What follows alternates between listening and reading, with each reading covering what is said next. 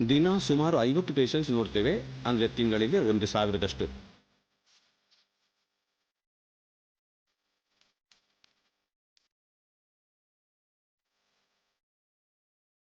As A ಇವಾಗ medical profession ಬರೀ treatment ಕೊಡೋದಿಲ್ಲ. ನನ್ನ ಬದುಕು ಈ ರೀತಿ ಆಗುತ್ತೆ ಅಂತ ನಾನು ಯೋಚನೆ ಮಾಡೇ ಇರಲಿಲ್ಲ. ಎಲ್ಲವೂ ಚೆನ್ನಾಗೇ ಇತ್ತು. ಈಗ ಹರಡ್ತಿರುವ ಈ ಕ್ಯಾನ್ಸರ್ನ ನನ್ನ ಮುಖದಿಂದ ಕತ್ತರಿಸಿ ತೆಗಿಬೇಕಾಗಿದೆ. ಇನ್ನು ಯಾವುದೂ ಮೊದಲಿನ ಥರ ಇರಕ್ಕಾಗ.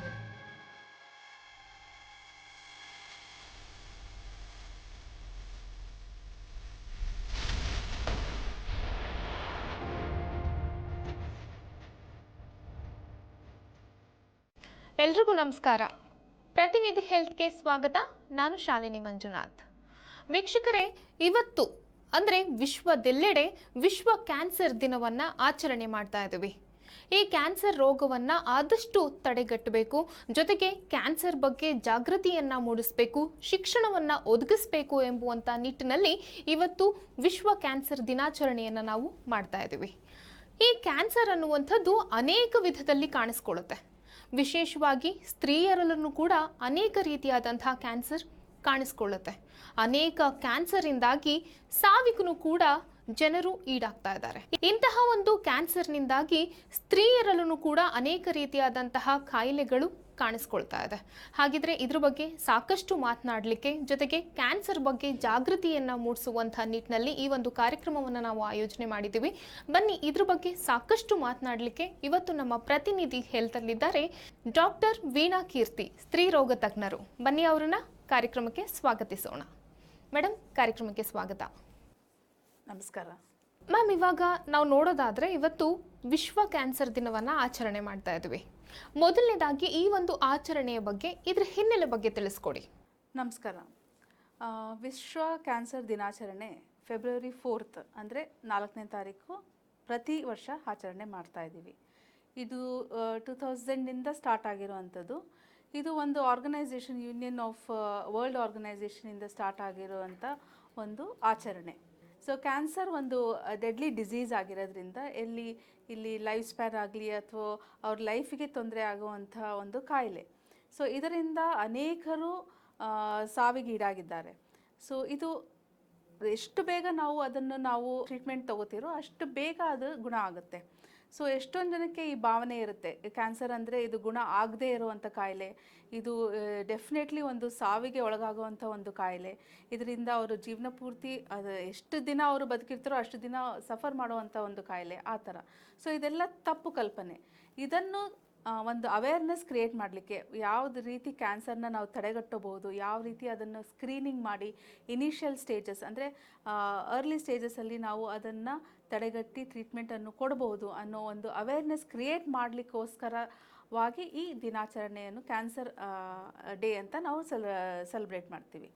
ಸೊ ಇದು ತುಂಬಾ ಇಂಪಾರ್ಟೆಂಟು ಜನಕ್ಕೆ ತಿಳುವಳಿಕೆ ಪಡಿಸಲು. ಮೊದಲನೇದಾಗಿ ಕ್ಯಾನ್ಸರ್ ಅಂದರೆ ಏನು? ಕ್ಯಾನ್ಸರ್ ಅಂದರೆ ಇದು ಒಂದು abnormal cell division in the body. ಅಂದರೆ ಇವಾಗ ಒಂದು ನಾರ್ಮಲಿ ಒಂದು ನಮ್ಮ ದೇಹದಲ್ಲಿ ಈ ಸೆಲ್ಸ್ ಡಿವೈಡ್ ಆಗಿ ಅದು ಮತ್ತೆ ಜನ್ರೇಟ್ ಆಗಿ ಹೆಲ್ದಿ ಟಿಶ್ಯೂ ಬರ್ತಾ ಇರುತ್ತೆ. ಸೊ ಬಟ್ ಈ ಕ್ಯಾನ್ಸರಲ್ಲಿ ಇದು ಈ ಸೆಲ್ ಡಿವೈಡ್ ಆಗಬೇಕಾದ್ರೆ ಇದು ಡಿಸೀಸ್ಡ್ ಸೆಲ್, ಇದು ಅಬ್ನಾರ್ಮಲ್ ಸೆಲ್ಸ್. ಇದರಿಂದ ಆ ಪರ್ಟಿಕ್ಯುಲರ್ ಆರ್ಗನ್ ಎಲ್ಲಿ ಇದು ಕ್ಯಾನ್ಸರ್ ಉತ್ಪತ್ತಿ ಆಗುತ್ತೋ, ಈ ಕ್ಯಾನ್ಸರ್ ಸೆಲ್ಸ್ ಉತ್ಪತ್ತಿ ಆಗುತ್ತೋ ಆ ಆರ್ಗನ್ ಡಿಸ್ಟ್ರಾಯ್ ಆಗುತ್ತೆ, ಅದು ಅಲ್ಲೇ ಇದಾಗುತ್ತೆ. ಸೊ ಅದರಿಂದ ಅವರಿಗೆ ಎಷ್ಟೊಂದು ರೀತಿಯಾದ ದುಷ್ಪರಿಣಾಮಗಳಾಗ್ತವೆ. ಸಪೋಸ್ ಇವಾಗ ಒಂದು ಕ್ಯಾನ್ಸರ್ ಒಂದು ಆರ್ಗನ್ ಇದೆ, ಲಂಗಲ್ಲಿದೆ, ಆ ಥರ ಅಂದರೆ ಲಂಗ್ ಟಿಶ್ಯೂನೇ ಅದು ಡಿಸ್ಟ್ರಾಯ್ ಮಾಡಿಬಿಡುತ್ತೆ. ಆ ಥರ ಇದ್ದಾಗ ಡೆಫಿನೆಟ್ಲಿ ಅವರಿಗೆ ಒಂದು ಬ್ರೀದಿಂಗ್ ಪ್ರಾಬ್ಲಮ್ಸ್ ಆಗುತ್ತೆ, ಆಕ್ಸಿಜನ್ ಸಪ್ಲೈ ಕಮ್ಮಿ ಆಗುತ್ತೆ ದೇಹದಲ್ಲಿ. ಉಳಿದಿದ್ದ ಆರ್ಗನ್ಸ್ಗೂ ಕೂಡ ಆಕ್ಸಿಜನ್ ಸಪ್ಲೈ ಕಮ್ಮಿ ಆಗ್ತಾ ಹೋಗಿ ಅವರು ಒಂಥರ ಡೆಬಿಲಿಟಿಂಗ್ ಸ್ಟೇಟ್, ಅಂದರೆ ಅವರು ದಿನನಿತ್ಯ ಕಾರ್ಯಕ್ರಮಗಳು ಅವರಿಗೆ ಮಾಡ್ಕೊಳಕ್ಕಾಗಲ್ಲ. ಸೊ ಈ ಥರ ಅವ್ರು ಕ್ರಮೇಣ ಅದು ಒಂದು ಡಿಫ್ರೆಂಟ್ ಸ್ಟೇಜಸ್ ಇರುತ್ತೆ ಕ್ಯಾನ್ಸರಲ್ಲಿ. ಸೊ ಇದೆಲ್ಲ ಅವರು ಇದು ಮಾಡಿಕೊಂಡು ಕೊನೆ ಸ್ಟೇಜಿಗೆ ಬರುವಂಥದ್ದು. ಸೊ ಈ ಅಬ್ನಾರ್ಮಲ್ ಸೆಲ್ ಡಿವಿಷನ್ ಏನಾಗುತ್ತೆ ದೇಹದಲ್ಲಿ, ಅದು ಕ್ಯಾನ್ಸರ್. ಓಕೆ ಮ್ಯಾಮ್, ಈಗ ಕ್ಯಾನ್ಸರಲ್ಲಿ ಎಷ್ಟು ಟೈಪ್ಸ್ ಇದೆ, ಎಷ್ಟು ವಿಧದ ಕ್ಯಾನ್ಸರ್ಗಳನ್ನು ನಾವು ನೋಡ್ತೀವಿ? ಇವಾಗ ಕ್ಯಾನ್ಸರ್ ಅಂದರೆ ಇವಾಗ ಡಿಫ್ರೆಂಟ್ ಟೈಪ್ಸ್ ಇದೆ. ಇವಾಗ ಒಂದು ಪರ್ಟಿಕ್ಯುಲರ್ ಆರ್ಗನ್ ಬಗ್ಗೆ ನಾವು ಇದು ಮಾಡ್ಕೋಬೇಕು ಅಂದರೆ, ಇವಾಗ ಮೇನ್ ಕ್ಯಾನ್ಸರ್ ಲಂಗ್ ಕ್ಯಾನ್ಸರು ಅಥವಾ ಬ್ರೆಸ್ಟ್ ಕ್ಯಾನ್ಸರು, ಈ ಪ್ರಾಸ್ಟೇಟ್ ಕ್ಯಾನ್ಸರು, ಕೋಲೋರೆಕ್ಟಲ್ ಕ್ಯಾನ್ಸರ್ ಅಂತೆಲ್ಲ ಹೇಳ್ತೀವಿ. ಸೊ ಇದು ಒಂದೊಂದು ಪರ್ಟಿಕ್ಯುಲರ್ ಆರ್ಗನ್ಗೆ ಸಂಬಂಧಪಟ್ಟಂಥ ಕ್ಯಾನ್ಸರ್ಗಳು. ಓಕೆ. ಸೊ ಒಂದು ಟಿಶ್ಯೂ ಕ್ಯಾನ್ಸರ್ ಅನ್ಬೇಕು ಅಂದರೆ ಇವಾಗ ಬ್ಲಡ್ ಕ್ಯಾನ್ಸರ್ ಅಂತ ನಿಮಗೆ ಗೊತ್ತಿರ್ಬೋದು. ಇದು ಲುಕಿಮಿಯಾಸ್ ಅಂತ ಹೇಳ್ತೀವಿ. ಸೊ ಲುಕಿಮಿಯಾಸ್ ಅಂದರೆ ಇದು ಬ್ಲಡ್ಡಲ್ಲೇ ಬ್ಲಡ್ ಸೆಲ್ಸ್ ಇರುತ್ತಲ್ಲ, RBCs, WBCs, ಇದರಲ್ಲಿ ಮತ್ತೆ ಅಬ್ನಾರ್ಮಲ್ ಸೆಲ್ ಡಿವಿಷನ್ ಆಗುತ್ತೆ. ಸೊ ನಾರ್ಮಲಾಗಿ ಹೆಲ್ದಿ ಸೆಲ್ಸ್ ಏನು ಬರಬೇಕಾಗಿರುತ್ತೋ ಅದು ಬರದೆ ಅಬ್ನಾರ್ಮಲ್ ಸೆಲ್ಸ್ ಬಂದು ಆ ಬ್ಲಡ್ ಕಾಂಪೊನೆಂಟ್ಸ್ನ ಡಿಸ್ಟ್ರಾಯ್ ಮಾಡುತ್ತೆ. ಆವಾಗ ಅದು ಬ್ಲಡ್ ಕ್ಯಾನ್ಸರ್ ಅಂತ ಹೇಳ್ತೀವಿ. ಸೊ ಇನ್ನೊಂದು ಸಾರ್ಕೋಮಾ, ಮಸಲ್ ಟಿಶ್ಯೂಯಲ್ಲಿ ಕ್ಯಾನ್ಸರ್ಗಳು ಉತ್ಪತ್ತಿ ಆಗ್ತವೆ, ಕ್ಯಾನ್ಸರ್ ಸೆಲ್ಸ್ಗಳು. ಸೊ ಇಂಥ ಒಂದು ಟಿಶ್ಯೂ ಅಂದರೆ ಮಸಲ್ ಸೆಲ್ ಅಂದರೆ ಮಸಲ್ ವೀಕ್ನೆಸ್ ಶುರು ಆಗುತ್ತೆ, ಮಸಲ್ದು ಗ್ರೋತ್ ಕಮ್ಮಿ ಆಗೋಗುತ್ತೆ. ಸೊ ಈ ಥರದ್ದು ಒಂದು ಮಸಲ್ ಟಿಶ್ಯೂ, ಅದಕ್ಕೆ ಸಾರ್ಕೋಮಾ ಅಂತೀವಿ. ಇನ್ನು ಒಂದು ಲಿಂಫೋಮಾ ಅಂತ ಹೇಳ್ತೀವಿ. ಲಿಂಫೋಮಾ ಅಂದರೆ ಇದು ಲಿಂಫ್ ನೋಡ್ಸ್, ಅಂದರೆ ನಮ್ಮ ದೇಹದಲ್ಲಿ ಲಿಂಫ್ ನೋಡ್ಸ್ ಅಂತ ಹಲವಾರು ಕಡೆ ಒಂದು ಸಣ್ಣ ಪುಟ್ಟ ಇದಿರುತ್ತೆ. ಸೊ ಅಲ್ಲಿ ಈ ಕ್ಯಾನ್ಸರ್ ಸೆಲ್ಸ್ ಬೆಳವಣಿಗೆ ಆದರೆ, ನಾರ್ಮಲಿ ಇದು ಒಂದು ಕೆಟ್ಟ ಇಂಪ್ಯೂರ್ ಬ್ಲಡ್ನ ತೆಗಿಯುವಂಥದ್ದು ಲಿಂಫ್ ನೋಡ್ದು ಕೆಲಸ. ಸೊ ಆ ಇಂಪ್ಯೂರಿಟೀಸ್ ತೆಗಿಯೋ ಕೆಲಸ ಅದು ಕಡಿಮೆ ಆಗೋಗುತ್ತೆ. ಸೊ ಡೆಫಿನೆಟ್ಲಿ ಬಾಡಿಯಲ್ಲಿ ಟಾಕ್ಸಿಕ್ ಎಲಿಮೆಂಟ್ಸ್ ಜಾಸ್ತಿ ಆಗೋಗುತ್ತೆ. So that it self is nothing but another type of cancer. So ಈ ಥರ ಎಷ್ಟೊಂದು ವಿಧವಾದ ಕ್ಯಾನ್ಸರ್ಗಳಿದ್ದಾವೆ. ಆ್ಯಂಡ್ ಆರ್ಗನ್ಸ್ಗೆ ಸಂಬಂಧಪಟ್ಟದ್ದು ನಾವು ನೋಡಿಕೊಂಡ್ರೆ ಇವಾಗ ಲಂಗ್ ಕ್ಯಾನ್ಸರ್ ಕಾಮನ್ ಕ್ಯಾನ್ಸರು, ಆಮೇಲೆ ಬ್ರೆಸ್ಟ್ ಕ್ಯಾನ್ಸರು ಲೇಡೀಸಲ್ಲಿ ನಾವು ಕಾಣುವಂಥದ್ದು ತುಂಬಾ ಕಾಮನ್. ಆಮೇಲೆ ಅದರ್ ಯೂಟ್ರಸ್ ಕ್ಯಾನ್ಸರ್ ಆಗಲಿ, ಸರ್ವೈಕಲ್ ಕ್ಯಾನ್ಸರ್ ಆಗಲಿ, ಅಥವಾ ಈ intestine cancer, stomach cancer. Intestines ಅಂದರೆ ಇಲ್ಲಿ stomach, pancreas, colon, large intestine, small intestine ಇದೆಲ್ಲ ಒಟ್ಟಿಗೆ ಬರುತ್ತೆ ಕೋಲೋರೆಕ್ಟಲ್ ಕ್ಯಾನ್ಸರಲ್ಲಿ. ಸೊ ಈ ಥರದ್ದು ಒಂದು ಅದೇ ಸಪ್ರೇಟ್ ಒಂದು ಕ್ಯಾಟಗರಿ. ಓಕೆ. ಸೊ ಈ ಥರ ಆಮೇಲೆ ಈ ಬ್ರೈನ್ ಟ್ಯೂಮರ್ಸ್ ಆಗ್ಬೋದು. ಸೊ ಅದು ಒಂದು ವಿಧವಾದ ಕ್ಯಾನ್ಸರು. ಸೊ ಈ ಥರ ಹಲವಾರು ಕ್ಯಾನ್ಸರ್ ಟೈಪ್ಸ್ ನಾವು ಕಾಣ್ಬೋದು. ಇನ್ನೊಂದು, ಈ ಕ್ಯಾನ್ಸರ್ ಅನ್ನುವಂಥದ್ದು ಮಾರಣಾಂತಿಕ ಕಾಯಿಲೆನಾ? ಇವಾಗ ಅದರಲ್ಲೂ ಕೆಲವೊಂದು ಮಾರಣಾಂತಿಕ ಕಾಯಿಲೆಗಳು ಇರುತ್ತೆ, ಕೆಲವೊಂದು ಇದು ನಾಟ್ ಸೋ. ಇದು ನಾವು 2 ಟೈಪ್ಸಲ್ಲಿ ಡಿವೈಡ್ ಮಾಡ್ತೀವಿ ಅಗೇನ್, ಬಿನೈನ್, ಮ್ಯಾಲಿಗ್ನೆಂಟ್ ಅಂತ. ಇವಾಗ ಮ್ಯಾಲಿಗ್ನೆಂಟ್ ಅಂದರೆ ಡೆಫಿನೆಟ್ಲಿ ಅದು ಮಾರಣಾತ್ಮಕ ಕಾಯಿಲೆ. ಓಕೆ. ಸೊ ಅದನ್ನು ತಡೆಗಟ್ಟಲು ವಿಧಾನಗಳಿದ್ದಾವೆ. ಸೊ ಇವಾಗ ನಾವು ಅದು ಹೇಳಿದ ತಕ್ಷಣ, ಆ ವರ್ಡ್ ಹೇಳಿದ ತಕ್ಷಣ ಜನಕ್ಕೆ ಆ ಭಯ ಉಂಟು ಮಾಡಿಬಿಡುತ್ತೆ. ಸೊ ಡೆಫಿನೆಟ್ಲಿ ಆ ಥರ ಅಂದ್ಕೊಳ್ಳೇಬಾರ್ದು. ಅದಕ್ಕೋಸ್ಕರನೇ ಈ ಕ್ಯಾನ್ಸರ್ ಅವೇರ್ನೆಸ್ ಡೇ ಅಂತ ಮಾಡೋದು ನಾವು. ಸೊ ಇದು ಡೆಫಿನೆಟ್ಲಿ ಟ್ರೀಟ್ ಆಗಲಿಲ್ಲ, ಅದಕ್ಕೆ ನಾವು ಸರಿಯಾದ ಚಿಕಿತ್ಸೆಯನ್ನು ಕೊಡಲಿಲ್ಲ ಅಂದರೆ ಮಾರಣಾತ್ಮಕ ಡಿಸೀಸ್ ಆಗೇ ಆಗುತ್ತೆ. ಯಾವ ಟೈಪ್ ಕ್ಯಾನ್ಸರು ಪ್ರಾಣಕ್ಕೆ ಅಪಾಯವನ್ನು ಉಂಟು ಮಾಡುತ್ತೆ? ಈಗ ಇಷ್ಟೊಂದು ಟೈಪ್ಸ್ ಹೇಳಿದ್ರಿ ನೀವು. ಸೊ ಅದರಲ್ಲಿ ತುಂಬಾ ಡೇಂಜರಸ್ ಈ ಒಂದು ಕ್ಯಾನ್ಸರ್ ಅಂದರೆ ಯಾವುದು? ಅದು ಇವಾಗ ಯಾವುದೇ ಒಂದು ಕ್ಯಾನ್ಸರ್ ತೊಗೊಂಡ್ರೆ ಪರ್ಟಿಕ್ಯುಲರ್ ಆರ್ಗನ್ ರಿಲೇಟೆಡ್, ಇವಾಗ ಒಂದೊಂದು ಕ್ಯಾನ್ಸರಲ್ಲೂ ಡಿಫ್ರೆಂಟ್ ಸ್ಟೇಜಸ್ ಇರುತ್ತೆ. ಸೊ ಫಸ್ಟ್ ಟೋಟಲಿ 4 ಸ್ಟೇಜಸ್ ಇರ್ತವೆ. ಸೊ 4 ಸ್ಟೇಜಲ್ಲಿ ಇವಾಗ last 2 stages, 3rd stage 4th stage reach ಆದರೆ ಅದು ಸ್ವಲ್ಪ ಮಾರಣಾಂತಿಕ ಡಿಸೀಸ್ ಆಗುತ್ತೆ. ಬಟ್ ಇವೆಲ್ಲ ಸ್ಟೇಜಸ್ನ ನಾವು ಮುಂಚೆನೇ ಇದು ಮಾಡಿಕೊಂಡ್ರೆ ಡೆಫಿನೆಟ್ಲಿ ಆ ಥರದ್ದೇನು ಪ್ರಾಬ್ಲಮ್ ಆಗಲ್ಲ. ಸೊ ಆ ಸ್ಟೇಜಸ್ ಮೇಲೆ ಡಿಪೆಂಡ್ ಆಗುತ್ತೆ. ಇವಾಗ ಯಾವುದೇ ಪರ್ಟಿಕ್ಯುಲರ್ ಆರ್ಗನ್, ಇವಾಗ ಲಂಗ್ ಕ್ಯಾನ್ಸರ್ ಇವಾಗ ಸ್ಟೇಜ್ 1 ಇನಿಷಿಯಲ್ ಡಿಸೀಸ್. ಸ್ಟೇಜ್ 1 ಅಂದರೆ ಏನು? ಸ್ಟೇಜ್ 1 ಅಂದರೆ ಇವಾಗ ಅಬ್ನಾರ್ಮಲ್ ಸೆಲ್ಸ್ ಏನು ಡೆವಲಪ್ ಆಗುತ್ತೋ ಅದು ಆ ಪರ್ಟಿಕ್ಯುಲರ್ ಆರ್ಗನ್ ಒಳಗಡೆ ಅಷ್ಟೇ ಉಳ್ಕೊಳುತ್ತೆ, ಅದು ಬೇರೆ ಕಡೆ ಏನು ಸ್ಪ್ರೆಡ್ ಆಗಿರಲ್ಲ. ಅದು ಒಂದು ಸ್ಮಾಲ್ ಏರಿಯಾ, ಒಂದೇ ಒಂದು ಏರಿಯಾದಲ್ಲಿ ಅದು ಬೆಳವಣಿಗೆ ಆಗಿರುತ್ತೆ. ಸೊ ಅದೂ ಕೂಡ ಸಾಕಷ್ಟು ಸಿಂಪ್ಟಮ್ಸ್ನ ನಮಗೆ ಕೊಡುತ್ತೆ. ಸೊ ಅಂಥ ಒಂದು ಸ್ಟೇಜ್ 1 ಡಿಸೀಸ್ ನಾವು ಮುಂಚೆನೇ ಐಡೆಂಟಿಫೈ ಮಾಡಿದ್ರೆ ಡೆಫಿನೆಟ್ಲಿ ಅದು ಕ್ಯೂರಬಲ್. ಓಕೆ. ಸ್ಟೇಜ್ 2 ಯಾವುದು? ಸ್ಟೇಜ್ 2 ಅಂದರೆ ಇದು ಆ ಆರ್ಗನ್ನಿಂದ ಸ್ವಲ್ಪ ಮಟ್ಟಿಗೆ ಔಟರ್ ಲೇಯರನ್ನು ಅಫೆಕ್ಟ್ ಆಗಿರುತ್ತೆ. ಸೊ ಒಂದು ಪರ್ಟಿಕ್ಯುಲರ್ ಆರ್ಗನ್ ಇತ್ತು ಅಂದರೆ ಅದು ಇಂಟರ್ನಲ್ ಔಟರ್ ಇದು ಟಿಶ್ಯೂ ಇರುತ್ತೆ, ಔಟರ್ ಲೇಯರ್ ಇರುತ್ತೆ. ಸೊ ಔಟರ್ ಲೇಯರ್ ತನಕನೂ ಇನ್ವಾಲ್ವ್ ಆಗಿ ಸ್ವಲ್ಪ ಮಟ್ಟಿಗೆ ಜಾಸ್ತಿ ಸ್ಪ್ರೆಡ್ ಆಗಿರುತ್ತೆ, ಅದು ಸ್ಟೇಜ್ 2. ಸೊ ಅದು ಕೂಡ ಕ್ಯೂರಬಲ್. ಸ್ಟೇಜ್ 3 ಅದು ಆ ಆರ್ಗನ್ನ ಬಿಟ್ಟು ಅಕ್ಕಪಕ್ಕದ ಸ್ವಲ್ಪ ಬ್ಲಡ್ ವೆಸಲ್ಸ್ಗೆ, ಲಿಂಫ್ ನೋಡ್ಸ್ಗೆ ಅದಕ್ಕೆಲ್ಲ ಸ್ಪ್ರೆಡ್ ಆಗಿರುತ್ತೆ. ಸೊ ಅದು ಸ್ಟೇಜ್ 3. ಸ್ಟೇಜ್ 4 ಅನ್ನೋದು ಆ ಆರ್ಗನ್ ಬಿಟ್ಟು ಬೇರೆ ಆರ್ಗನ್ಗೂ ಅದು ಸ್ಪ್ರೆಡ್ ಆಗಿ ಹೋಗಿರುತ್ತೆ. ಸೊ ಅದು ತುಂಬ ವೆರಿ ಡೇಂಜರಸ್ ಅಂತ ಹೇಳ್ಬೋದು. ಓಕೆ. ಅಂದರೆ ಮೊದಲನೇ ಹಂತದಲ್ಲೇ ಆದಷ್ಟು ನಾವು ಚಿಕಿತ್ಸೆನ ತಗೊಂಡ್ರೆ ಅದನ್ನು ಕ್ಯೂರ್ ಮಾಡಬಹುದು, ಗುಣ ಆಗಬಹುದು ಅಂತ ಹೇಳ್ತಿದ್ದೀರಿ. ಓಕೆ, ಇನ್ನು ಕ್ಯಾನ್ಸರ್ ಮನುಷ್ಯನ ದೇಹದಲ್ಲಿ ಯಾವ ಯಾವ ಭಾಗಗಳಲ್ಲಿ ಕಾಣಿಸ್ಕೊಳ್ಳುತ್ತೆ? ಕ್ಯಾನ್ಸರ್ ಅನ್ನೋದು ಇವಾಗ ಎಲ್ಲ ಭಾಗಗಳು, ಇವಾಗ ನಾವು ಹೇಳಿದಂಗೆ breast cancer, lung cancer. So lung common ಇರುತ್ತೆ. ಇವಾಗ ಬ್ರೆಸ್ಟ್ ಕ್ಯಾನ್ಸರು ವುಮೆನ್ ಲೇಡೀಸಲ್ಲಿ ಕಾಮನ್ ಇರುತ್ತೆ. ಮತ್ತು ಇದು ಇಂಟೆಸ್ಟೈನಲ್ ಕ್ಯಾನ್ಸರ್ಸು. ಈವನ್ ಒಂದು ಕ್ಯಾನ್ಸರ್ ಈವನ್ ಸ್ಕಿನ್ನಲ್ಲೂ ಡೆವಲಪ್ ಆಗುತ್ತೆ. ಓಕೆ, ಸೊ ಇದು ಒಂದು ಪರ್ಟಿಕ್ಯುಲರ್ ಸ್ಕಿನ್ನು ಕೂಡ ಒಂದು ಅಂಗ ಅಂತ ನಾವು ಹೇಳ್ಬೋದು. ಸೊ ಸ್ಕಿನ್ನಲ್ಲೂ ಅದು ಒಂದು ಚರ್ಮ ರೋಗ, ಒಂದೊಂದು ಚರ್ಮ ರೋಗಗಳು ಸುಮ್ಮನೆ ನಾವು ಸಾಮಾನ್ಯ ಒಂದೇನೋ ಒಂದು ಆಗ್ಬಿಟ್ಟಿದೆ ಅಂತ ಅಂದ್ಕೊಂಡು ಸುಮ್ಮನೆ ಆಗ್ಬಿಡ್ತೀವಿ. ಬಟ್ ಅದು ಸ್ಪ್ರೆಡ್ ಆಗ್ತಾನೆ ಇರುತ್ತೆ, ಅದು ದೊಡ್ಡದಾಗ್ತಾನೆ ಇರುತ್ತೆ. ಸೊ ಆವಾಗ ನಾವು ಅದನ್ನು ಒಂದು ಟಿಶ್ಯೂ ಬಯಾಪ್ಸಿ ತೊಗೊಂಡು ನೋಡಿದಾಗ ಅದು ಒಂದು ಕ್ಯಾನ್ಸರ್, ಸ್ಕಿನ್ ಕ್ಯಾನ್ಸರ್ ಅಂತ ಕಂಡುಕೊಳ್ಳುತ್ತೆ. ಮೇಡಮ್, ಈಗ ಟೈಪ್ಸ್ ಆಫ್ ಕ್ಯಾನ್ಸರ್ನ ಹೇಳಿದ್ರಿ. ವಿಶೇಷವಾಗಿ ಮಹಿಳೆಯರಲ್ಲಿ ಸ್ತನ ಕ್ಯಾನ್ಸರ್ ಅಂತ ಬರುತ್ತೆ, ಗರ್ಭಕಂಠ ಕ್ಯಾನ್ಸರ್ ಅಂತ ಬರುತ್ತೆ. ಸೊ ಇವೆಲ್ಲ ಯಾಕೆ ಕಾಣಿಸ್ಕೊಳ್ತವೆ? ಸಾಕಷ್ಟು ಕ್ಯಾನ್ಸರ್ಗಳಿಗೆ ಫಸ್ಟ್ ರೀಸನ್ ಅಂತ ಹೇಳ್ಬೋದು ಅಂದರೆ ಇದು ಹೆರಿಡಿಟ್ರಿ ಆಗಿರುತ್ತೆ. ಒಂದು ಇವಾಗ ಫ್ಯಾಮಿಲಿಯಲ್ಲಿ ಯಾರಿಗಾದ್ರೂ ಈ ಥರ ಒಂದು ಕ್ಯಾನ್ಸರ್ ಡೆವಲಪ್ಮೆಂಟ್ ಆಗಿದ್ರೆ ಅದು ಡೆಫಿನೆಟ್ಲಿ ಅದೆಲ್ಲರಿಗೂ ಬರುವಂಥದ್ದಲ್ಲ, ಬಟ್ ಡೆಫಿನೆಟ್ಲಿ ಅದು ಒಂದು ಕಾರಣ ಆಗಬಹುದು. ಇಲ್ಲ ಏನಾದರೂ ಇವಾಗ ಹೆಣ್ಮಕ್ಳಲ್ಲಿ ಸರ್ವೈಕಲ್ ಕ್ಯಾನ್ಸರ್, ಅದು ಇನ್ಫೆಕ್ಷನಿಂದ ಬರುವಂಥದ್ದು ಇರುತ್ತೆ.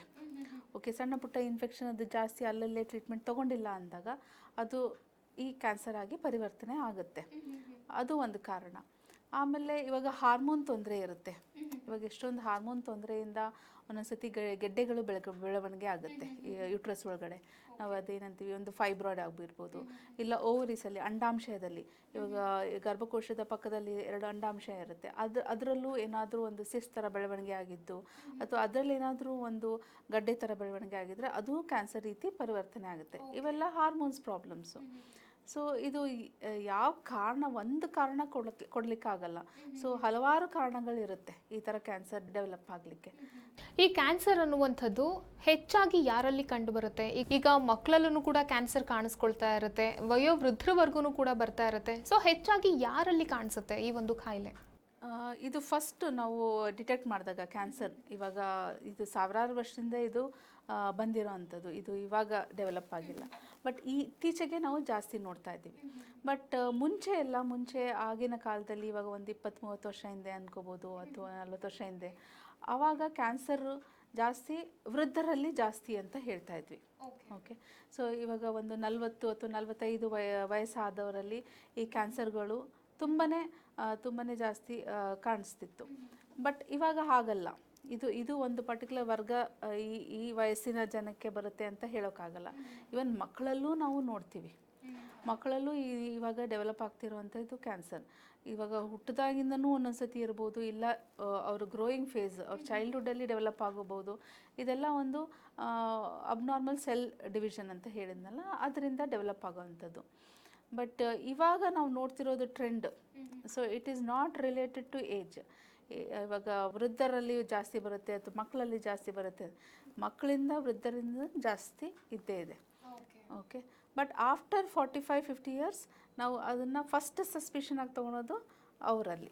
ಮ್ಯಾಮ್, ಈಗ ನೀವು ಕ್ಯಾನ್ಸರ್ ಯಾಕೆ ಕಾಣಿಸ್ಕೊಳ್ಳುತ್ತೆ ಅಂತ ಹೇಳಿ ತುಂಬಾ ರೀಸನ್ಸ್ನ ಕೊಟ್ರಿ. ನವಡೇಸ್ ಒಂದು ಲೈಫ್ ಸ್ಟೈಲ್ ಕೂಡ ಅದಕ್ಕೆ ಕಾರಣ ಆಗಬಹುದಾ, ಹೇಗೆ? ಡೆಫಿನೆಟ್ಲಿ 100%. ಇವಾಗ ನಾವು ನೋಡ್ತಿರೋ ಜನ್ರೇಷನಲ್ಲಿ ಕ್ಯಾನ್ಸರ್ ಡೆವಲಪ್ ಆಗ್ತಿರೋದು ತುಂಬ ಕಾಮನ್ನು. ಇದು ಒಂದು ಆ್ಯಕ್ಚುಲಿ ಎಷ್ಟೊಂದು ನಾವು ವಿಜ್ಞಾನದಲ್ಲಿ ರಿಸರ್ಚ್ ಮಾಡಿದ್ದಾರೆ ಏನಕ್ಕೆ ಅಂತ. ಇದು why the cancer is developing in the Young people. ಇವಾಗ ನಾವು ಓದಬೇಕಾದ್ರೆ ನಮ್ಮ ಟೆಕ್ಸ್ಟ್ ಬುಕ್ಕಲ್ಲಿ ನಾವು ಕೇಳಿರೋದು 40-45 ಇಯರ್ಸ್ ಅಥವಾ 50 ಇಯರ್ಸ್ ಆದಮೇಲೆ ಡೆವಲಪ್ ಆಗೋ ಅಂಥ ಒಂದು ಕಾಯಿಲೆ. ಬಟ್ ಇವಾಗ ನಾವು ಮಕ್ಕಳಲ್ಲಿ ಅಥವಾ ಈವನ್ ಯೂತಲ್ಲಿ ನೋಡೋ ಅಂಥದ್ದು ಇದು ಡೆಫಿನೆಟ್ಲಿ ಇದು ಲೈಫ್ ಸ್ಟೈಲ್ ಚೇಂಜು. ನಾವು ತಿನ್ನುವಂಥ ಆಹಾರ ಅಥವಾ ನಾವು ಇವಾಗ ಎನ್ವೈರ್ಮೆಂಟಲ್ ಚೇಂಜಸ್ ಅಂತ ಹೇಳ್ತೀವಿ. Where we are staying, the environmental climatic condition, ಇವೆಲ್ಲನೂ ಕ್ಯಾನ್ಸರ್ ಡೆವಲಪ್ ಆಗಲಿಕ್ಕೆ ಸ್ವಲ್ಪ ಮಟ್ಟಿಗೆ ಡೆಫಿನೆಟ್ಲಿ ಇನ್ಫ್ಲುಯೆನ್ಸ್ ಆಗಿದೆ. ಯಾವ ರೀತಿ ಅಂತ ಅಂದರೆ ಇವಾಗ ನಾವು ತಿನ್ನೋ ಆಹಾರ, ಸೊ ಇದರಲ್ಲಿ ಎಷ್ಟೊಂದು ಇವಾಗ ಆರ್ಟಿಫಿಷಿಯಲ್ ಫ್ಲೇವರ್ಸ್ ಉಪಯೋಗಿಸ್ತಾರೆ. ಇವಾಗ ನಾವು ಔಟ್ಸೈಡ್ ಇವಾಗ ಒಂಥರ ಜಂಕ್ ಫುಡ್ ಕಲ್ಚರ್ ಜಾಸ್ತಿ, where we go for A ready eating outside. So ಈ ಥರ ಒಂದು ಫುಡ್ ಹ್ಯಾಬಿಟ್ ಇರೋದ್ರಿಂದ ನಮ್ಮದು ಈಗ ಆರ್ಟಿಫಿಷಿಯಲ್ ಸ್ವೀಟ್ನೆಸ್ ಅಥವಾ ಆರ್ಟಿಫಿಷಿಯಲ್ ಫ್ಲೇವರ್ಸ್ ಉಪಯೋಗಿಸೋದು ಇದು ಇಟ್ಸ್ ಆಲ್ ಕಾರ್ಸಿನೋಜೆನಿಕ್ ಅಂತ ಹೇಳ್ತಾರೆ. ಕಾರ್ಸಿನೋಜೆನಿಕ್ ಅಂದರೆ ಕ್ಯಾನ್ಸರ್ ಸೆಲ್ಸ್ ಉತ್ಪಾದನೆ ಆಗಲು ಒಂದು ಇದು ಹೆಲ್ಪ್ ಆಗುತ್ತೆ. ಸೊ ಇಂಥ ಒಂದು ಆರ್ಟಿಫಿಷಿಯಲ್ ಫ್ಲೇವರ್ಸ್ ನಾವು ಉಪಯೋಗಿಸಿ ಮಾಡಿರುವಂಥ ಆಹಾರಗಳು ನಾವು ಸೇವನೆ ಮಾಡಿದಾಗ ಡೆಫಿನೆಟ್ಲಿ ಅದು ಎಲ್ಲೋ ಒಂದು ಕಡೆ ಒಂದು ಆರ್ಗನ್ಗೆ ಡೆಫಿನೆಟ್ಲಿ ನಮ್ಮ ಇಂಟೆಸ್ಟೈನ್ಸ್ ಆಗಲಿ, ಸ್ಟಮಕ್ ಆಗಲಿ, ಪ್ಯಾಂಕ್ರಿಯಾಸ್ಗಾಗಲಿ ಅಫೆಕ್ಟ್ ಆಗುವಂಥ ಒಂದು ಕ್ಯಾನ್ಸರು. ಸೊ ಇದು ಒಂದು ಮೇನ್ ಕಾರಣ. ಇನ್ನೊಂದು ಎನ್ವೈರ್ಮೆಂಟಲ್ ಚೇಂಜಸ್. ಇವಾಗ ನೀವು ನೋಡಿರ್ಬೋದು ಎಷ್ಟು ಪೊಲ್ಯೂಷನ್ನು ಆ ಥರ ಎಲ್ಲ ಇವಾಗ ವಾಹನಗಳಿಂದ ಬರುವಂಥ ಈ ಪೊಲ್ಯೂಟೆಡ್ ಗ್ಯಾಸ್, ಇದರಿಂದ ಇಟ್ ಈಸ್ ಆಲ್ ಕೆಮಿಕಲ್ಸ್, ಹೌದಾ? ಸೊ ಇದರಿಂದ ನಾವು ಎಷ್ಟು ಬ್ರೀದ್ ಮಾಡ್ತೀವಿ, ಸೊ ಡೆಫಿನೆಟ್ಲಿ ನಮ್ಮ ಲಂಗ್ಸ್ಗೆ ಅಫೆಕ್ಟ್ ಆಗುತ್ತೆ. ಸೊ ಈ ಕೆಮಿಕಲ್ಸ್ ಇಟ್ ಈಸ್ ಕಾರ್ಸಿನೋಜೆನಿಕ್. ಆಮೇಲೆ ಈ ಫ್ಯಾಕ್ಟ್ರಿಗಳಲ್ಲಿ ಉತ್ಪಾದನೆ ಆಗುವಂತಹ ಈ ವಾಟ್ ಎವರ್ ವೇಸ್ಟ್ ಪ್ರಾಡಕ್ಟ್ಸ್ ಆಗಲಿ ಅದು, ಸೊ ಅದನ್ನು ಕರೆಕ್ಟ್ ವಿಧಾನದಲ್ಲಿ ಅದನ್ನು ನಾವು ಸೆಗ್ರಿಗೇಟ್ ಮಾಡಿ ಅದು ಡಿಸ್ಪೋಸ್ ಮಾಡಲಿಲ್ಲ ಅಂದರೆ definitely if the same thing ಅದು ನಮ್ಮ ಸೇವನೆ ಬಂದರೆ ಅದು ಕೂಡ it's A harmful chemical for us, ಅದು ನಮ್ಮ ಬಾಡಿಗೆ ಎಫೆಕ್ಟ್ ಆಗುತ್ತೆ. ಸೊ ಇವೆಲ್ಲ ಎನ್ವೈರನ್ಮೆಂಟಲ್ ಫ್ಯಾಕ್ಟರ್ಸ್, ಕ್ಲೈಮೆಟಿಕ್ ಕಂಡೀಷನ್ಸ್, ಮತ್ತು ನಾವು ಆಹಾರ ಸೇವನೆ ಡೆಫಿನೆಟ್ಲಿ ಇವೆಲ್ಲ ಲೈಫ್ ಸ್ಟೈಲ್ ಚೇಂಜಸ್ ಇರೋದ್ರಿಂದ ಕ್ಯಾನ್ಸರ್ ಡೆವಲಪ್ ಆಗೇ ಆಗುತ್ತೆ. ಇನ್ನೊಂದು ಮುಖ್ಯವಾಗಿ ಏಕಂತ ಹೇಳಿದ್ರೆ, ಒಂದು ಯಂಗ್ ಪೀಪಲ್ ಅಂತ ಹೇಳಿದ್ರಿ, ತುಂಬ ಜನ ಈಗ ಮದ್ಯವ್ಯಸನಿಗಳಾಗಿರ್ತಾರೆ ಅಥವಾ ಸಿಗರೇಟನ್ನ ಸೇದೋದಾಗಿರಬಹುದು, ಇದನ್ನು ಕೂಡ ರೀಸನ್ ಆಗಬಹುದಾ? ಹೌದು, ಇದು ಒಂದು ತುಂಬಾ ಅತ್ಯಂತ ವೆರಿ ಡೇಂಜರಸ್ ರೀಸನ್ ಅನ್ಬೋದು. ಇದು ಎಲ್ಲರಿಗೂ ಗೊತ್ತಿರೋವಂಥದ್ದು. ಇವಾಗ ಸಿಗರೇಟ್ ಸೇದುವುದರಿಂದ ಏನೇನು ದುಷ್ಪರಿಣಾಮಗಳು ಆಗ್ತವೆ ಅನ್ನೋದು ಎಲ್ಲರಿಗೂ ಗೊತ್ತಿರೋವಂಥದ್ದು. ಬಟ್ ಸ್ಟಿಲ್ ಎಲ್ಲೋ ಒಂದು ಹ್ಯಾಬಿಟ್, ಒಂದು ಹವ್ಯಾಸ ಆಗಿ ಎಷ್ಟೊಂದು ಜನ ಡೆವಲಪ್ ಮಾಡ್ಕೊಂಡ್ಬಿಡ್ತಾರೆ. ಸೊ ಇದರಿಂದ ಅಲ್ಲಿ ಸಿಗರೇಟ್ ಸೇವನೆಯಿಂದ ಸೊ ಅಲ್ಲಿ ಬರುವಂಥ ಕೆಮಿಕಲ್ಸ್ ಆಗಲಿ, ಗ್ಯಾಸ್ ಆಗಲಿ, ಡೆಫಿನೆಟ್ ಅದು ಲಂಗ್ ಕ್ಯಾನ್ಸರ್ಗೆ it is more prone for lung cancer. So ಅಂಥದ್ದನ್ನು ಅವಾಯ್ಡ್ ಮಾಡಿದ್ರೆ ಬೆಟರು. ಓಕೆ, ಸೊ ಆದಷ್ಟು ಇಂಥ ಸೇವನೆಗಳು, ಇಂಥ ಹ್ಯಾಬಿಟ್ಸ್ಗಳನ್ನ ಯಂಗ್ ಪೀಪಲ್ ಡೆಫಿನೆಟ್ಲಿ ಅವಾಯ್ಡ್ ಮಾಡಲೇಬೇಕು. ಓಕೆ, ಮೊದಲನೇದಾಗಿ ಕ್ಯಾನ್ಸರ್ ಬಂದಿದೆ ಅಂತ ಯಾವಾಗ ಗೊತ್ತಾಗುತ್ತೆ? ಅದ್ರ ಲಕ್ಷಣಗಳೆಲ್ಲ ಹೇಗಿರುತ್ತೆ? ಕ್ಯಾನ್ಸರ್ ಇದು ತುಂಬಾ ಅತಿ ವೇಗವಾಗಿ ಸ್ಪ್ರೆಡ್ ಆಗುವಂಥ ಡಿಸೀಸು. ಇವಾಗ ಒಂದ್ಸತಿ ಅದು ನಾವು ಎಷ್ಟೊಂದು ಜನಕ್ಕೆ ನಾವು ಸ್ಟೇಜ್ 1 ಡಿಟೆಕ್ಷನ್ ಮಾಡೋದು ತುಂಬಾ ಕಮ್ಮಿ. ಯಾಕಂದರೆ ಸಿಮ್ಟಮ್ಸ್ ಇನಿಷಿಯಲಿ ತುಂಬ ಅಷ್ಟು ಡ್ರಾಸ್ಟಿಕ್ಕಾಗಿ ಗೊತ್ತಾಗಲ್ಲ. ಸೊ ಬಟ್ ಮೇನ್ ಸಿಮ್ಟಮ್ಸ್ ಏನಂದರೆ, ಇವಾಗ ತುಂಬ ಸುಸ್ತಾಗೋದು ಅಥವಾ ತುಂಬಾ ಡಿಸ್ಇಂಟ್ರೆಸ್ಟೆಡ್ ಆಗೋದು, ಆಹಾರ ಸೇವನೆ ಅಪಟೈಟ್ ಡಿಕ್ರೀಸ್ ಆಗೋದು, ವೆಯ್ಟ್ ಲಾಸ್ ಆಗೋದು. ಓಕೆ, ಆಮೇಲೆ ಒಂದೊಂದು ಸತಿ ಯಾವುದೋ ಸಣ್ಣ ಪುಟ್ಟ ಗಡ್ಡೆಗಳು ಕಾಣಿಸ್ಕೋಬೋದು ಎಲ್ಲಾದರೂ. ಓಕೆ, ಅಥವಾ ನಿಮಗೆ ಇವಾಗ ಹೆಣ್ಮಕ್ಳಲ್ಲಿ ಇವಾಗ ಯೂಟ್ರಸ್ ಕ್ಯಾನ್ಸರ್ ಆಗಲಿ, ಸರ್ವೈಕಲ್ ಕ್ಯಾನ್ಸರ್ ಆಗಲಿ, ಆ ಥರ ಇದ್ದಾಗ so bleeding problem, abnormal bleeding problem ಇರುತ್ತೆ. ಸೊ ಅದು ಒಂದು ಸಿಮ್ಟಮ್. ಓಕೆ, ಅದನ್ನು ನಾವು ಸರಿಯಾಗಿ ಕರೆಕ್ಟ್ ಸ್ಟೇಜಲ್ಲಿ ನಾವು ಹೋಗಿ ತೋರಿಸ್ಕೊಂಡೆ ಇದಾಗದಾಗ ಅದು ಕ್ಯಾನ್ಸರ್ ರೀತಿ ಪರಿವರ್ತನೆ ಆಗುತ್ತೆ. ಸೊ ಇದು ಒಂದು ಕಾರಣ. ಇವಾಗ ಒನ್ ಟೈಪ್ ಆಫ್ ಕ್ಯಾನ್ಸರ್ಗೆ ಒಂಥರ ಸಿಮ್ಟಮ್ಸ್ ಇರುತ್ತೆ. ಇವಾಗ ಲಂಗ್ ಕ್ಯಾನ್ಸರ್ ಫಾರ್ ಎಕ್ಸಾಂಪಲ್, ಆ ಥರ ಅವರಿಗೆ ಕ್ರಾನಿಕ್ ಕಾಫ್ ಅಂತ ಹೇಳ್ತೀವಿ. ಇವಾಗ 2 ತಿಂಗಳಿಗಿಂತ ಮೇಲೆ ಕಾಫ್ ಆಗಿರೋದು, ಅಥವಾ ಬ್ರೀದಿಂಗ್ ಡಿಫಿಕಲ್ಟಿ ಆಗಿರೋದು, ಆಮೇಲೆ ವೆಯ್ಟ್ ಲಾಸು, ಇದೆಲ್ಲ ಅದರದ್ದು ಲಂಗ್ ಕ್ಯಾನ್ಸರ್ದು ಸಿಮ್ಟಮ್ಮು. ಓಕೆ, ಸೊ ಈ ಥರ ಹಲವಾರು ಇಂಡಿವಿಜುವಲ್ ಆಗಿ ತೊಗೊಂಡಾಗ definitely there are different symptoms. But generalise ಮಾಡಿದಾಗ ಲಾಸ್ ಆಫ್ ಎಪಟೈಟು, ಆಮೇಲೆ ತುಂಬ ಟಯರ್ಡ್ನೆಸ್ ಆಗೋದು, ತುಂಬ ಫೆಟಿಗ್ನೆಸ್ ಆಗೋದು, ಆಮೇಲೆ weight loss. So these are the 3 important early signs of cancer. ಮತ್ತು ನಾವು ಡಿಫ್ರೆನ್ಶಿಯೇಟ್ ಮಾಡ್ಬೋದಾ? ಈಗ ಮಕ್ಕಳಿಗೆ ಬೇರೆ ಥರ ಲಕ್ಷಣಗಳು ಕಾಣಿಸ್ಕೊಳ್ಳುತ್ತೆ, ಅಥವಾ ವಯಸ್ಸಾದವ್ರಿಗೆ, ಏಜ್ಡ್ ಪರ್ಸನ್ಸ್ಗೆ ಬೇರೆ ಥರ ಲಕ್ಷಣಗಳು ಕಾಣಿಸ್ಕೊಳ್ಳುತ್ತೆ ಅಂತ? ಮಕ್ಕಳಲ್ಲಿ ತುಂಬ ಇದು ನಾವು ಐಡೆಂಟಿಫೈ ಮಾಡೋದು ತುಂಬಾ ಕಷ್ಟ. ಯಾಕಂದರೆ ಮಕ್ಕಳುಗಳು ಹೇಳ್ಕೊಳ್ಳಲ್ಲ. ಇವಾಗ ಸಣ್ಣ ಪುಟ್ಟ ಅವ್ರದ್ದು ತೊಂದರೆ ಇದ್ರೂ ಅವರು ಹಾಗೆ ಅದನ್ನು ಇದು ಮಾಡಿಬಿಡ್ತಾರೆ. ಇವಾಗ ಸಪೋಸ್ ಏನಾದರೂ ನಾವು ತಾಯಂದಿರು ಅಥವಾ ಪೋಷಕರು ಅದನ್ನು ಐಡೆಂಟಿಫೈ ಮಾಡಬೇಕು. ಇವಾಗ ಮಗು ಒಂದು ಆ್ಯಕ್ಟಿವ್ ಇಲ್ಲ, ಮುಂಚೆ ಇರೋ ಥರ ಆ್ಯಕ್ಟಿವ್ನೆಸ್ ಇಲ್ಲ, ಅಥವಾ ಏನಾದರೂ ಸರಿಯಾಗಿ ಆಹಾರ ಸೇವನೆ ಮಾಡ್ತಿಲ್ಲ, ಅಥವಾ ವೆಯ್ಟ್ ಲಾಸ್ ಆಗ್ತಿದೆ ಮಗುವಿನಲ್ಲಿ, ಅಥವಾ ಎಲ್ಲಾದರೂ ಸಣ್ಣ ಪುಟ್ಟ ಗಡ್ಡೆಗಳು ಕಾಣಿಸ್ತಿದೆ ಇವಾಗ ಹೊಟ್ಟೆಯಲ್ಲಾದರೂ ಅಥವಾ ಏನಾದರೂ, ಅಥವಾ ಇವಾಗ ಇಂಟೆಸ್ಟೈನ್ ಕ್ಯಾನ್ಸರ್ ಸಿಮ್ಟಮ್ಸ್ ಅಂದರೆ ಇವಾಗ ಮೋಷನ್ ಮಾಡೋದ್ರಲ್ಲಿ ಏನಾದರೂ ತೊಂದರೆ ಇದೆಯಾ ಮಗುವಿನಲ್ಲಿ, ಅಥವಾ ಒಂದು ಮೋಷನ್ ಜಾಗದಲ್ಲಿ ಒಂದು ಬ್ಲಡ್ ಬರುವಂಥದ್ದು. ಸೊ ಇವೆಲ್ಲ ಸೈನ್ಸ್ ಆ್ಯಂಡ್ ಸಿಮ್ಟಮ್ಸು. ಸೊ ಮಕ್ಕಳಲ್ಲಿ ಇದು ಅವರೇ ಅದನ್ನು ಐಡೆಂಟಿಫೈ ಆ ಥರ ಬಂದು ಹೇಳೋದು ಕಮ್ಮಿ. ಸೊ ಮಕ್ಕಳಲ್ಲಿ ನಾವು ಐಡೆಂಟಿಫೈ ಮಾಡೋಷ್ಟರಲ್ಲಿ ತುಂಬಾ ಸ್ಟೇಜ್ ಜಾಸ್ತಿ ಆಗಿಬಿಟ್ಟಿರುತ್ತೆ ಅಂತ. ಬಟ್ ಅದನ್ನು ಯಾರು ಪೋಷಕರು ಅದನ್ನು ನೋಡಿ ಬೇಗ ಮಗುವಿಗೆ ಟ್ರೀಟ್ಮೆಂಟ್ ಕೊಡಿಸಿದ್ರೆ ಡೆಫಿನೆಟ್ಲಿ ಇಟ್ಸ್ ಕ್ಯೂರಬಲ್ ಆ ಥರ. ಮತ್ತು ಸಿಂಪ್ಟಮ್ಸ್ನ ನಾವು ಐಡೆಂಟಿಫೈ ಮಾಡೋದು ತುಂಬಾ ಕಷ್ಟ ಅಂತ ಹೇಳಿದ್ರಿ. ಸಿಂಪ್ಟಮ್ಸೇ ಇಲ್ಲದೇ ಏನು ಕ್ಯಾನ್ಸರ್ ಡಿಫ್ರೆಂಟ್ ಸ್ಟೇಜಸ್ಗೆ ಹೋಗುವಂಥ ಚಾನ್ಸಸ್ ಇರುತ್ತಾ? ಹೌದು, ಇದು ಕೂಡ ಸಂಭಾವನೆ ಇದೆ. ಇದು ಒಂದು ಪರ್ಟಿಕ್ಯುಲರ್ ಕ್ಯಾನ್ಸರ್, ಫಾರ್ ಎಕ್ಸಾಂಪಲ್ ನಾನು ಹೇಳುವಂಥದ್ದು ಇವಾಗ ಹೆಣ್ಣು ಮಕ್ಕಳಲ್ಲಿ ಯುಟ್ರಸ್ ಕ್ಯಾನ್ಸರ್. ಇವಾಗ ನಾನು ಹೇಳಿದೆ ಫಸ್ಟ್ ಸೈನ್ ಅಬ್ನಾರ್ಮಲ್ ಬ್ಲೀಡಿಂಗ್ ಅಂತ. ಸೊ ತುಂಬ ಹೆವಿ ಬ್ಲೀಡಿಂಗ್ ಆಗ್ಬೋದು, ಅಥವಾ ಅವರಿಗೆ ಪೇನ್ ಆಗುತ್ತೆ ಪೀರಿಯಡ್ಸ್ ಟೈಮಲ್ಲಿ, ಅಥವಾ ತುಂಬ ಅತಿಯಾದ ಇನ್ಫೆಕ್ಷನ್ ಅಂದರೆ ವೈಟ್ ಡಿಸ್ಚಾರ್ಜ್ ಹೆಚ್ಚಿಗೆ ಆಗ್ಬೋದು. ಇವೆಲ್ಲ ಅವರು ನಾರ್ಮಲ್ ಅಂತಲೂ ಟ್ರೀಟ್ ಮಾಡಿಕೊಂಡು ಅದರ ಬಗ್ಗೆ ಏನು ಇದು ಗಮನ ಕೊಡಲ್ಲ. ಸೊ ಅದು ಎಸಿಂಪ್ಟಮ್ಯಾಟಿಕ್ ಹಾಗೆ ಪ್ರೋಗ್ರೆಸ್ ಆಗ್ತಾ ಇರುತ್ತೆ. ಸೊ ಅವರಿಗೆ ಅದರದ್ದು ಏನು 1-2 ದಿನ ಹೆಚ್ಚಿಗೆ ಬ್ಲೀಡಿಂಗ್ ಆದರೆ ಏನು ಪರವಾಗಿಲ್ಲ ಅಂತ ಸುಮ್ಮನೆ ಇದ್ಬಿಡ್ತಾರೆ. ಸೊ ಅವರಿಗೆ ಅಂಥ ದೊಡ್ಡ ಸಿಂಪ್ಟಮ್ಸ್ ಕಾಣಲ್ಲ. ಸೊ ಅದು ತೀರಾ ಅತಿ ಆದಾಗ, ಇವಾಗ 1 ತಿಂಗಳ ಮಟ್ಟಿಗೆ ಅವ್ರಿಗೆ ಬ್ಲೀಡಿಂಗ್ ಹೋಗ್ತಾನೆ ಇದೆ, ಅದು ಕಮ್ಮಿನೇ ಆಗ್ತಾ ಇಲ್ಲ ಅಂದಾಗ ಆವಾಗ ಅದು ಸ್ಟೇಜ್ ಜಾಸ್ತಿ ಆಗಿರ್ಬೋದು, ಸ್ಟೇಜ್ 3 ಅಥವಾ ಸ್ಟೇಜ್ 4 ಆಗಿರ್ಬೋದು ಕ್ಯಾನ್ಸರು. ಸೊ ಈ ಥರದ್ದು ಇದ್ದಾವೆ.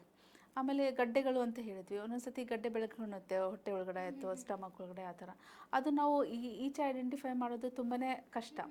ಸೊ ಆವಾಗ ಇವಾಗ ಊಟ ತಿನ್ನಲಿಕ್ಕೆ ಪ್ರಾಬ್ಲಮ್ ಆಗ್ಬೋದು. ಎಷ್ಟೊಂದು ಜನ ಸುಮ್ಮನೆ ಏನೋ ಪ್ರಾಬ್ಲಮ್ ಇರ್ಬೋದು, ಟೆನ್ಷನ್ ಇರ್ಬೋದು, ಸ್ಟ್ರೆಸ್ ಇರ್ಬೋದು. ಆಮೇಲೆ ಮೋಸ್ಟ್ ಆಫ್ ಎಲ್ಲರೂ ಅನ್ನೋದು ಗ್ಯಾಸ್ಟ್ರೈಟಿಸ್ಸು. ಇದೇನಿಲ್ಲ ಬರೀ ಗ್ಯಾಸ್ಟ್ರೈಟಿಸ್ಸು ಆ ಥರ ಇದು ಅಂತ ಇಗ್ನೋರ್ ಮಾಡ್ತಾರೆ. ಬಟ್ ಅಲ್ಲೇನಾದರೂ ಸ್ಟಮಕಲ್ಲಿ ಹುಣ್ಣಾಗಿದೆಯಾ, ಅಲ್ಲೇನಾದರೂ ಅಲ್ಸರ್ ಡೆವಲಪ್ ಆಗಿದೆಯಾ, ಅದು ಬೈ ದ ಟೈಮ್ ಅದನ್ನು ನಾವು ನೋಡೋ ಅಷ್ಟರಲ್ಲಿ ಅದು ಕ್ಯಾನ್ಸರ್ ಸ್ಟೇಜ್ 1-2 ಸ್ಟೇಜ್ ಜಾಸ್ತಿ ಆಗಿಬಿಟ್ಟಿರುತ್ತೆ. ಓಕೆ, ಇವಾಗ ಆ ಥರ ಇದ್ದಾಗ ಏನಾದ್ರು ಸಣ್ಣ ಪುಟ್ಟ ಅವರಿಗೆ ಸಿಂಪ್ಟಮ್ಸ್ ಇದ್ದಾಗ ಬಂದು ಇನಿಷಿಯಲಿನೇ ಅವರು ತೋರಿಸ್ಕೊಂಡ್ರೆ ಡೆಫಿನೆಟ್ಲಿ ಅದು ಕ್ಯೂರಬಲ್ಲು. ಸೊ ಈ ಥರ ಅವರು ನೆಗ್ಲೆಕ್ಟ್ ಮಾಡಿದಾಗ ಆವಾಗ ನಾವು ಹೇಳ್ಬೋದು ಆಲ್ಮೋಸ್ಟ್ ಅವರು ಲಾಸ್ಟ್ ಸ್ಟೇಜಲ್ಲಿ ರೀಚ್ ಆಗಿರ್ಬೋದು ಅಂತ. ಓಕೆ, ಈ ಒಂದು ಕ್ಯಾನ್ಸರ್ಗೆ ಚಿಕಿತ್ಸೆ ಏನು? ಚಿಕಿತ್ಸೆ ಹಲವಾರು ವಿಧಾನಗಳಿದ್ದಾವೆ. ಆ್ಯಕ್ಚುಲಿ ಅದು ಒಂದೊಂದು ಪರ್ಟಿಕ್ಯುಲರ್ ಕ್ಯಾನ್ಸರ್ಗೆ ಒಂದೊಂದು ಥರ ವಿಧಾನ ಇದ್ದಾವೆ. ಇವಾಗ ಗಡ್ಡೆಗಳು ಡೆವಲಪ್ ಆಗಿದೆ ಅಂತ ಹೇಳಿದ್ನಲ್ಲ, ಈ ಥರ ಕ್ಯಾನ್ಸರ್ ಆ ಥರ ಇದ್ದಾಗ ಫಸ್ಟು ಆ್ಯಂಡ್ ಫಾರ್ಮೋಸ್ಟ್ ನಾವು ಮಾಡುವಂಥದ್ದು ಆ ಪಾರ್ಟ್ನ ನಾವು ಸರ್ಜರಿ ಮುಖಾಂತರ ತೆಗಿಯಬೇಕು. Okay, so that we have to do it. We have to first take out the cancer lesion.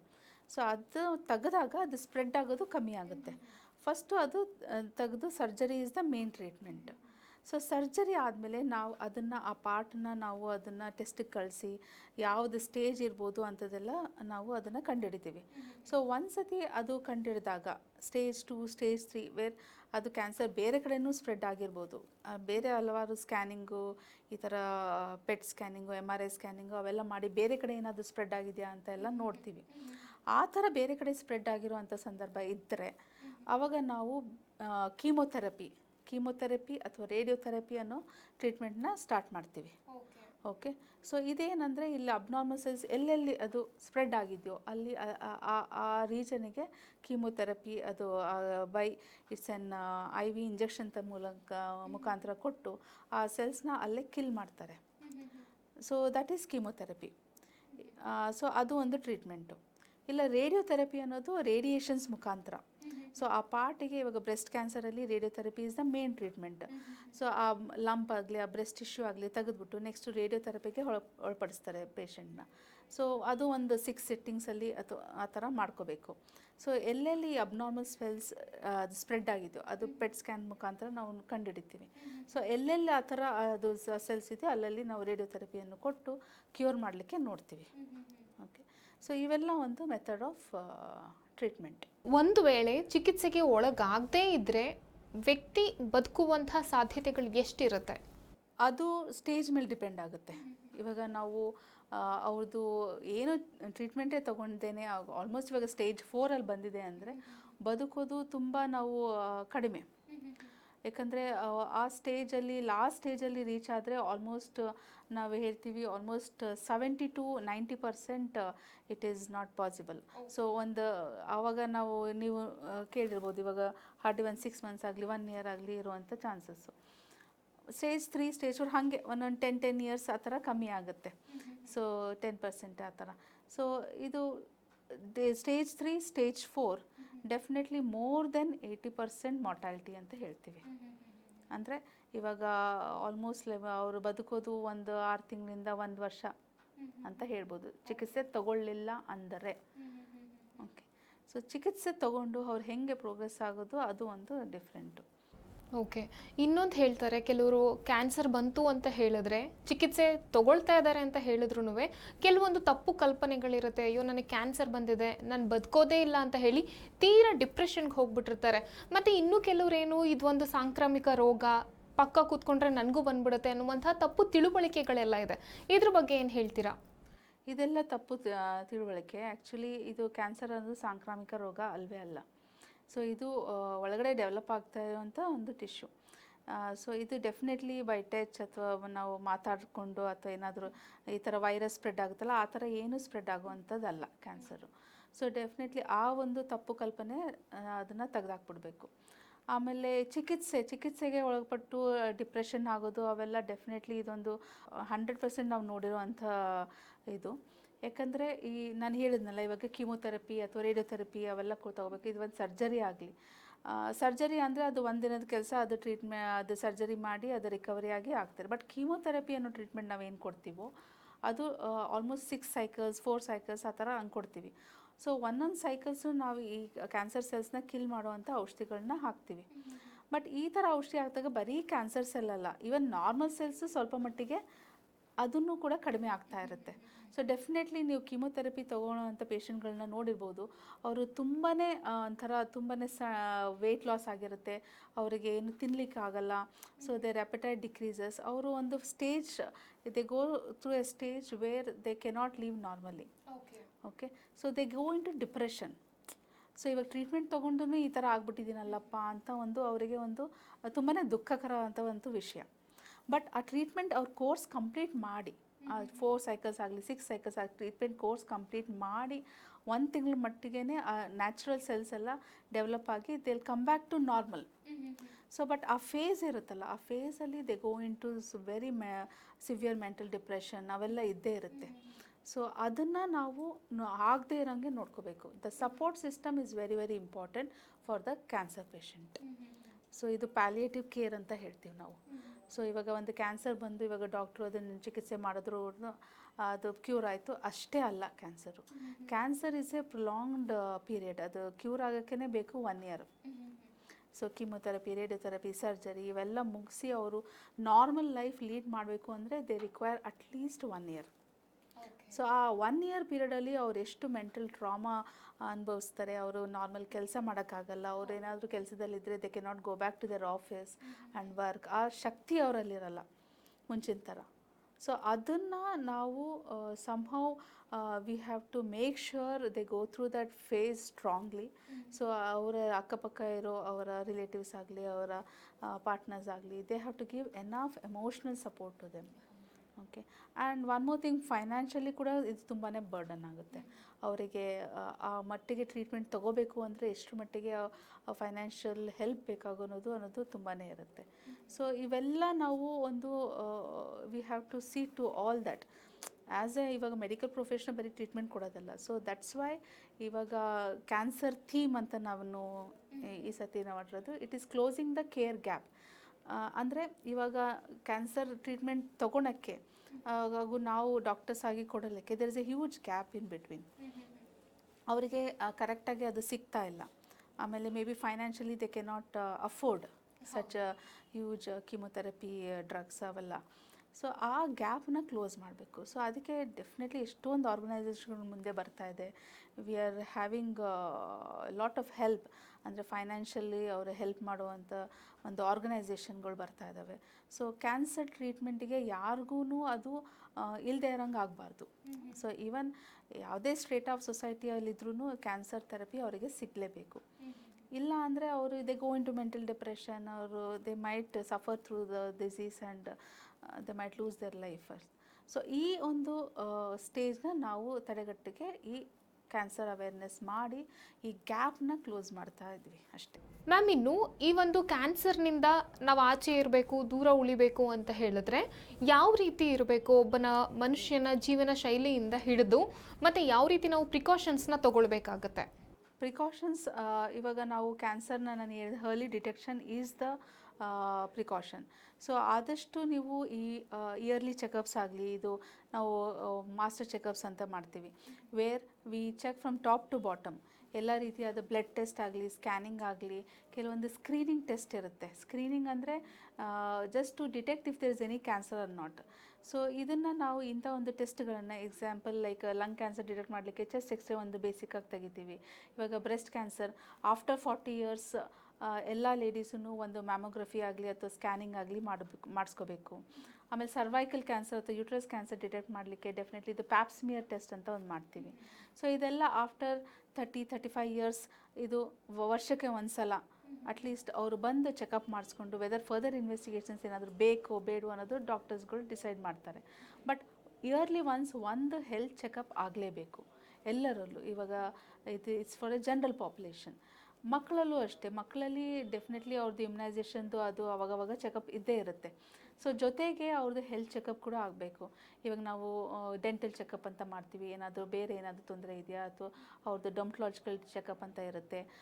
ಅದು ಜನರಲ್ ಫಿಸಿಷಿಯನ್ ಬಂದು ಎಲ್ಲ ರೀತಿಯಾದ ಅವ್ರದ್ದು ಚೆಸ್ಟ್ ಅದು ಎಲ್ಲ ಚೆಕ್ ಮಾಡ್ತಾರೆ ಮಕ್ಕಳಲ್ಲಿ. ಸೊ ಪೀಡಿಯಾಟ್ರಿಷನ್ನು ಎಲ್ಲರೂ ಇನ್ವಾಲ್ವ್ ಆಗ್ತಾರೆ. ಸೊ ಈ ಜನರಲ್ ಚೆಕಪ್ ಅನ್ನೋದು yearly once for every individual it is very important. ಆಮೇಲೆ ಇನ್ನೂ ಒಂದು ವಿಷಯ ಅಂದರೆ ಇದು life style changes. So certain life style changes, modifications ಅಂತ ಹೇಳ್ತೀವಿ, ಅದು ಮಾಡಬೇಕು. First and foremost diet. So ಆದಷ್ಟು ನಾವು ನ್ಯಾಚುರಲ್ ಫುಡ್ ಮೇಲೆ ಡಿಪೆಂಡ್ ಆಗಬೇಕು. So home cooked food, natural foods, fruits, vegetables ಆ ಥರ ತಗೋಬೇಕಾಗುತ್ತೆ. ಆಮೇಲೆ ಇನ್ನೂ ಒಂದು ಎಕ್ಸಸೈಸ್, ವ್ಯಾಯಾಮ ತುಂಬಾ ಇಂಪಾರ್ಟೆಂಟು ಎಲ್ಲ ವರ್ಗದ ಜನಕ್ಕೂ. ಅಟ್ಲೀಸ್ಟ್ ನಾನು ಹೇಳೋದೇನು ಅಂದರೆ ಅಟ್ಲೀಸ್ಟ್ ಒಂದು ಹಾಫ್ ಆನ್ ಅವರ್ ವರ್ಕೌಟ್ ಮಾಡಲೇಬೇಕು. ಯಾವುದೇ ರೀತಿ ಆಗಿರ್ಬೋದು, ಅವರಿಗೆ ಯಾವುದು ಇಷ್ಟ ಆಗುತ್ತೆ. ಇವಾಗ ಯೋಗ ಆಗಲಿ ಅಥವಾ ವಾಕಿಂಗ್ ಆಗಲಿ ಅಥವಾ ಜಾಗಿಂಗು, ಯೂತಲ್ಲಿ ಡೆಫಿನೆಟ್ಲಿ ಇದು ಗೋ ಫಾರ್ ಎ ಜಿಮ್ ಆ ಥರ ಏನಾದರೂ. ಸೊ ಒಂದು half an hour to 45 minutes of workout every day is a must for all individual. Okay, ಕೊನೆಯದಾಗಿ ಕಾರ್ಯಕ್ರಮ ನೋಡ್ತಾ ಇರುವಂತಹ ವೀಕ್ಷಕರಿಗೆ ಮತ್ತು ಕ್ಯಾನ್ಸರ್ನಿಂದಾಗಿ ಬಳಲ್ತಾ ಇರುವಂತಹ ರೋಗಿಗಳಿಗೆ ಏನು ಹೇಳಲಿಕ್ಕೆ ಇಷ್ಟಪಡ್ತೀರಾ? ಒಂದು, ಕ್ಯಾನ್ಸರ್ ಅಂದರೆ ಇದು ಮಾರಣಾತ್ಮಕ ಒಂದು ಕಾಯಿಲೆ ಅಂತ ಅಂದ್ಕೋಬೇಡಿ. ಇದಕ್ಕೆ ಡೆಫಿನೆಟ್ಲಿ 100% ದೆರ್ ಈಸ್ ಟ್ರೀಟ್ಮೆಂಟ್. ಇವಾಗ ನಾವು ಸೈನ್ಸಲ್ಲಿ ಅಷ್ಟು ಮುಂದುವರೆದಿದ್ದೀವಿ ವೇರ್ ನಮಗೆ ಎಫೆಕ್ಟಿವ್ ಟ್ರೀಟ್ಮೆಂಟ್ ಸಿಗ್ತಾ ಇದೆ. ಇವಾಗ ಯಾವುದೇ ರೀತಿಯಾದ ಕ್ಯಾನ್ಸರ್, ಇವಾಗ ಲಂಗ್ ಕ್ಯಾನ್ಸರ್ ಆಗಲಿ, ಬ್ರೆಸ್ಟ್ ಕ್ಯಾನ್ಸರ್ ಆಗಲಿ, ಯೂಟ್ರಸ್ ಕ್ಯಾನ್ಸರ್ ಆಗಲಿ, ಎಲ್ಲ ಕ್ಯಾನ್ಸರ್ಗೂ ಒಂದು ಡಿಫ್ರೆಂಟ್ ಟೈಪ್ಸ್ ಆಫ್ ಟ್ರೀಟ್ಮೆಂಟ್ಸ್ ಇದ್ದೇ ಇದೆ. ಸೊ ಈ ಟ್ರೀಟ್ಮೆಂಟ್ ನಿಮಗೆ ಸಿಗೋ ಹಾಗೆ ಮಾಡಲಿಕ್ಕೆ ಸುಮಾರು ಎಲ್ಲ ವರ್ಲ್ಡ್ ಹೆಲ್ತ್ ಆರ್ಗನೈಸೇಷನ್ ಆಗಲಿ, ಗೌರ್ಮೆಂಟ್ ಆಗಲಿ, ಎಲ್ಲರೂ ಪ್ರಯತ್ನ ಪಡ್ತಾ ಇದ್ದಾರೆ. ಸೊ ಈ ಒಂದು ವ್ಯವಸ್ಥೆಯನ್ನು ನೀವು you have to take advantage of it and come forward. ಆಮೇಲೆ ಅವೇರ್ನೆಸ್ ಇಂಪಾರ್ಟೆಂಟು. ಇವಾಗ ಸಣ್ಣ ಪುಟ್ಟ ತೊಂದರೆ ಇದ್ದಾಗ ಇನಿಷಿಯಲಿನೇ ಅದು ಬೇಗ ಬಂದು ವೈದ್ಯರ ಸಲಹೆ ತೊಗೊಂಡು ಅದು ಏನಿರ್ಬೋದು, ಕ್ಯಾನ್ಸರು ಅಥವಾ ಕ್ಯಾನ್ಸರ್ ಇಲ್ಲದೇ ಇರ್ಬೋದು. ಸೊ ಒಂದು ಟ್ರೀಟ್ಮೆಂಟ್ ತೊಗೊಂಡ್ರೆ ಡೆಫಿನೆಟ್ಲಿ ನೀವು ಮುಂಚಿನ ಫಸ್ಟ್ ಸ್ಟೇಜ್, ಸೆಕೆಂಡ್ ಸ್ಟೇಜಲ್ಲಿ ಕ್ಯೂರ್ ಆಗುವಂಥದ್ದು. ಸೊ ಇದನ್ನು ನೀವು ಮಾಡಬೇಕು. ಆಮೇಲೆ ಡೆಫಿನೆಟ್ಲಿ ಇದು ಪ್ಯಾಲಿಯೇಟಿವ್ ಕೇರ್ ಅಂದರೆ ಇವಾಗ ಕ್ಯಾನ್ಸರ್ ಬಂದಿರೋರಲ್ಲಿ ಅವರು ತುಂಬಾ ಸಫರಿಂಗ್ ಆಗುತ್ತೆ ಅವರಿಗೆ. ಸೊ ಅವ್ರನ್ನ ನಾವು ಚೆನ್ನಾಗಿ ನೋಡ್ಕೋಬೇಕು. ಅಂದರೆ ದ ಸಪೋರ್ಟಿವ್ ಸಿಸ್ಟಮ್ ಮನೇಲಾಗಲಿ ಅಥವಾ even the society, they should give enough support emotionally, financially and all that. So ಅದು ಒಂದು ನಾವು ನೋಡ್ಕೋಬೇಕು. ಸೊ ಈ ಒಂದು ನಾನು ಬ್ರಾಡ್ಲಿ ಹೇಳಬೇಕು ಅಂದರೆ ಇಷ್ಟು ಸಲಹೆ ಕೊಡ್ಬೋದು.